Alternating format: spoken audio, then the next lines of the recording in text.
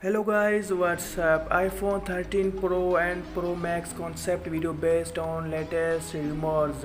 Hard to believe we are just about 3 months away from the debut of the iPhone 13, and there certainly has not been the shortage of rumors and leaks.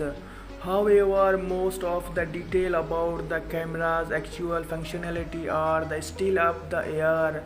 At last, the design is pretty much set in the stone, and today we got more details released on the newcomers.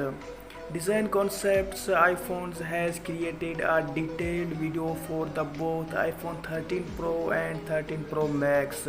The back camera products even more about keeps the journal about the camera island.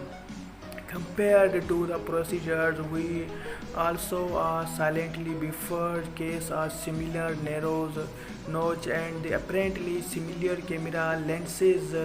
Judging by the image we have here, the Face ID has been improved thanks to a new sensor, and we also get promotion 120Hz screen and font.